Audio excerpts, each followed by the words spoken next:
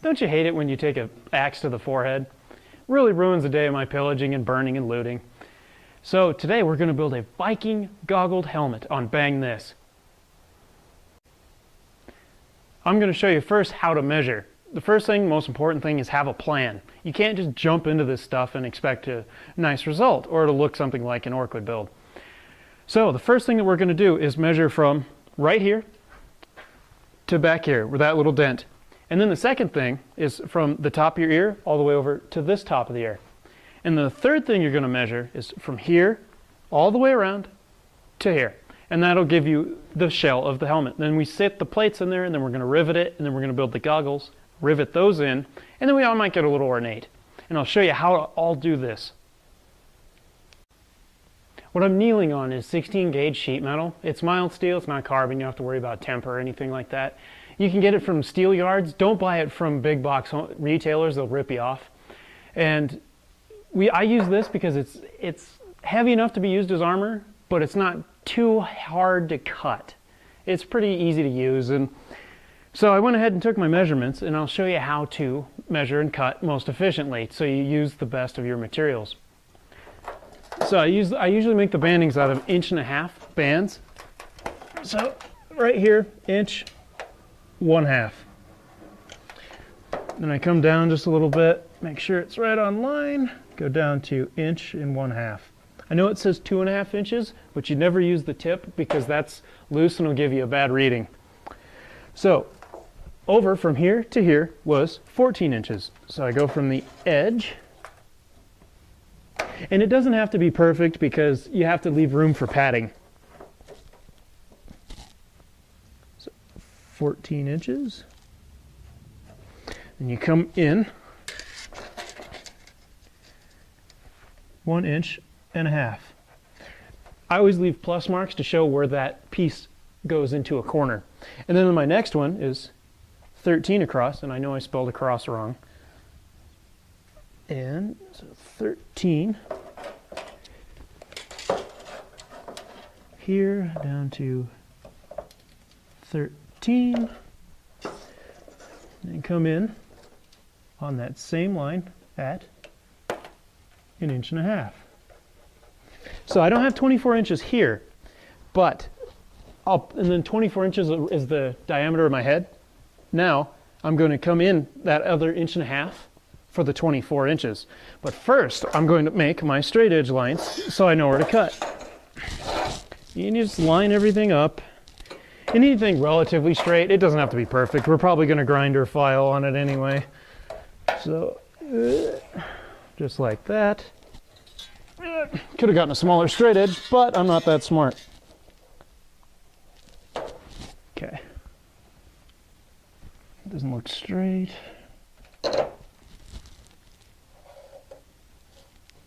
There we go. There. So there's our over and across. And now we're going to do our around. High-tech terms, aren't they? Yeah, bugger off. So here's 24 inches. We're going to mark that. And then from this line, we're going to come over probably 1 3/4 inches, just to give us a little workaroom.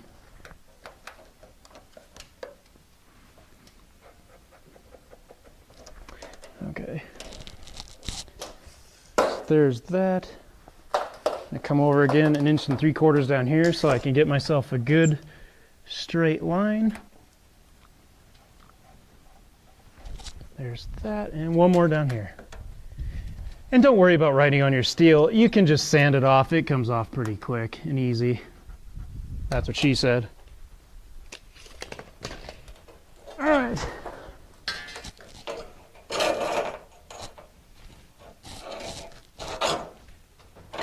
I screwed it up. Okay. All right. There's that. Straight line down.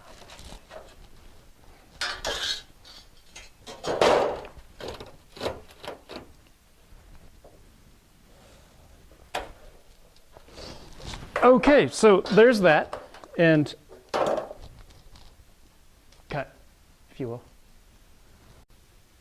Hey guys, this part is for cutting it out. This machine is called a bench shear. You can get them online for about $100. And so we're going to cut out the main profile of it, all the steel, because the smaller piece is easier to work. So I'm going to cut out the outline of the whole thing, and I'll come back and cut all the smaller details.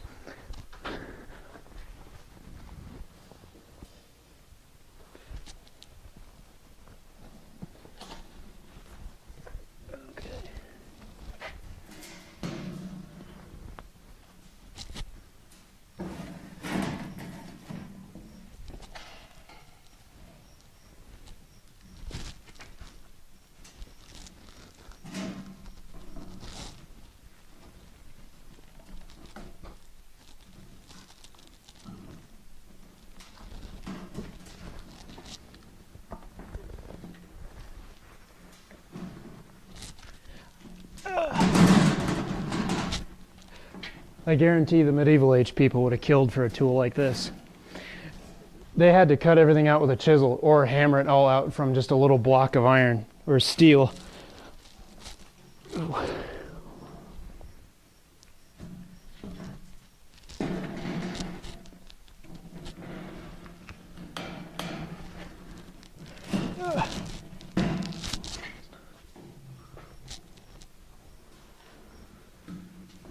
Okay, can you cut it? Thanks. Now that we've got this cut out, I'm going to do the fine detail work of cutting the individual pieces out. Back to the bench shear.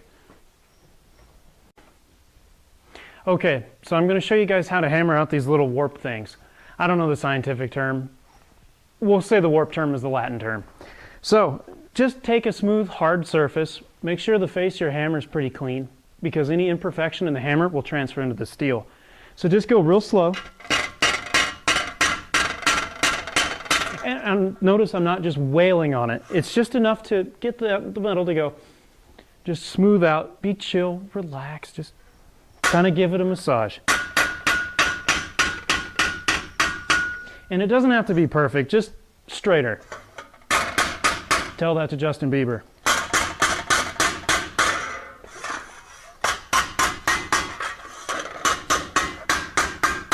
And sometimes you have low spots, so how you counter that is you flip it over. And same thing, just lightly tap. And this is probably one of the best tools for armoring. It's just a little ball peen hammer that you can buy from any hardware store. And just clean the face, make sure it's got a good wood handle. Don't buy the fiberglass stuff, because if you use it for forging, they sometimes melt.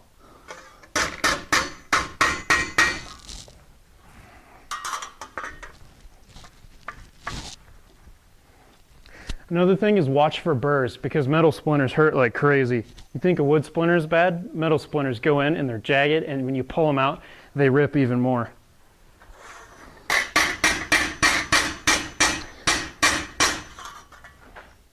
Okay, good enough. Now we're going to cut out the detail works, the banding for the plates. So and this part is kind of critical because I have these two lined up, so you want a nice clean edge as best as you can.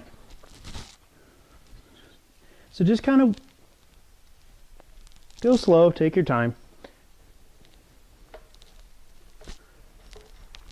And I'm a little bit off, but that's okay.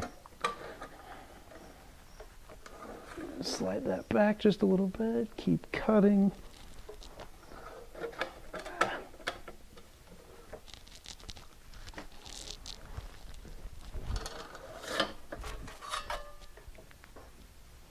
So we got it cut to this point, and then I'm going to put it in here. Maybe. That's good enough. Come down, cut it, but be very careful that you don't come into that other band, because we won't be able to get that out. You can always cut it just a little bit short. Grab it and just fatigue it. And it's fine, we can use a file to clean that up.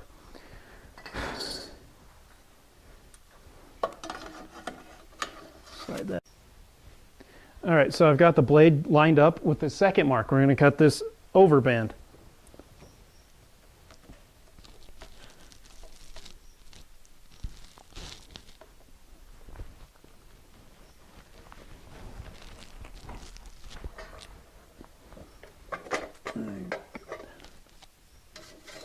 going to slide this back just a little bit more. Move that out of the way.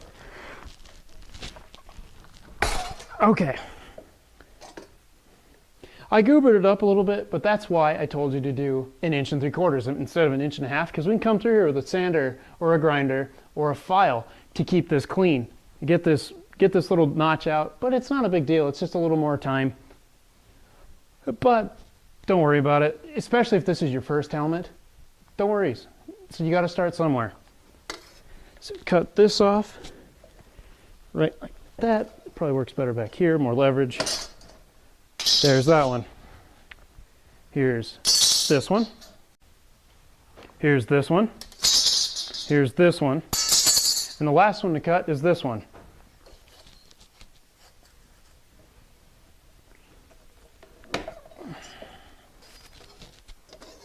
Trim this up just a hair. Not a rabbit hair, just a, scientific hair, just this much. Now,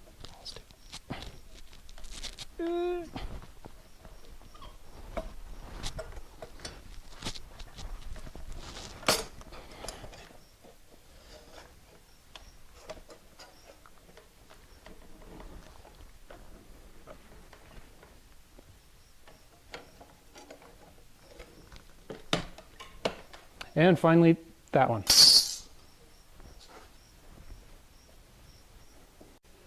When I was cutting it, I accidentally folded it over and goobered up the steel a little bit. So try to find a horseshoer or a farrier, as sometimes they're called, to get these. They're called farrier's rafts or wood rafts. They have to have them really sharp to work on horses' hooves, and they'll be plenty sharp enough to work on steel for a beginning blacksmith or an armor. It doesn't matter. And when these get dull, they make great knives. I'll make an episode about that. Don't let me forget. If I do, yell at me in the comment section. So, and then the second kind of file that you need, it's this one. It's called a bastard file. And I say it like that every time. You bastard, where are you? So, I'll show you what to do.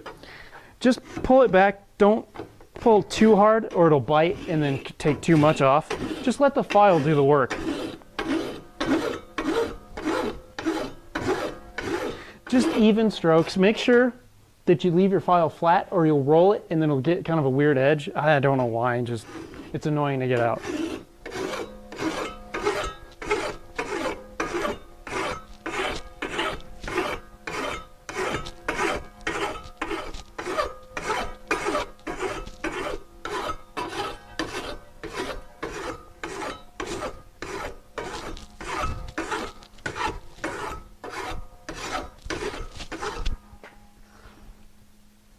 You just want to make sure that it's a flat, straight edge. That's all you need. You don't have to have it perfect, just close.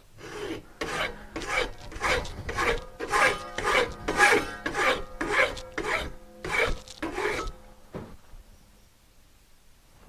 little bit of a high spot right there. So you just compare it to something that else is flat, like I use this shelf a lot. And then you can see a high spot. So you just file a little bit and check it. File it a little bit, check it, and then once it gets to a fairly good spot, that's when you switch to the bastard file. It doesn't know who its dad is. It's like Jon Snow. I don't know. I don't watch Game of Thrones. Don't yell at me. This cleans up the edge and makes it look really nice because the farrier's rasp takes off a lot of steel. And this is also good for deburring. Like I said about the metal splinters earlier, you do not want one of those in your hand. It hurts like crazy. Isn't that a nice, pretty clean edge? And where these little scratch marks are, we'll use that on the inside. All right, I've got this one cleaned up. The edges are nice and straight, looking good. So you got 2 more to do. Rinse and repeat. You got